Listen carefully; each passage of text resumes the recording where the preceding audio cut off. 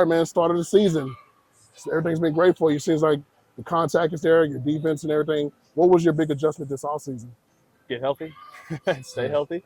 That was the biggest one. But then just being intentional with my work, not overworking, but every time I take a rep, it's intentional. Okay, so I want to talk about this defense, man, and I'm really impressed with your defense. It seems like, we talked before about like third basemen, guys that you looked at when you were coming up in baseball and different things. One guy that comes to mind, I just look at some of the mannerisms, how you take defense serious, Matt Chapman.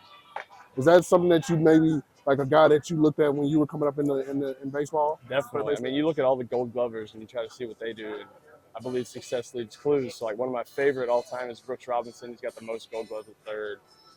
Scott Rowland's a pretty dang good player too. And then you got Chapman and Arenado in the league. So you look at all those guys, try to take from them what makes them successful and try to implement it into your game.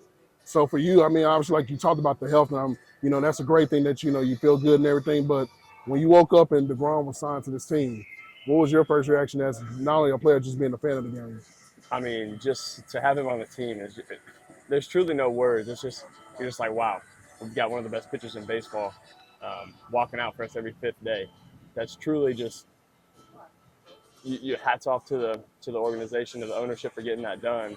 But then when you're in the clubhouse with them, you're like, man, we got a chance every fifth day to have, a pretty solid chance at a W. So this 2023 Rangers team, I just look at the potential of this team. I mean, I'm looking at the infield. It's obviously four all-star caliber guys, including Jonah, even Adolis and those guys in the outfield. When you look at the potential of this team, what are you seeing? I mean, I see a deep playoff run, to be honest. I know it's early, but the way we've gotten off to a good start, and I don't even think things are fully clicking yet.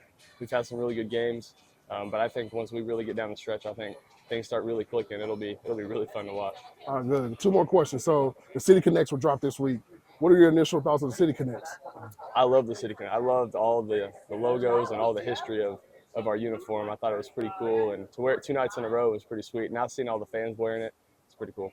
Cool. Last question. So over the spring training, different things, the WBC happened, and people, every player I've asked is, it's almost like a movie. To see guys that you face, Shohei and Trout, face each other for the game of baseball, how was that even for you as a player and as a fan? I mean, just to see how many people actually watch those games throughout all the other countries was truly remarkable. And then to see Trout in a tiny face-off, that's everything baseball's about right there. The best facing the best in a big situation. And to just see that on a stage, you wish you could have that all the time. We got to wait a couple more years for it to potentially happen again. But, the biggest stage for baseball, you're representing your country, you're even facing your teammate, another all-star.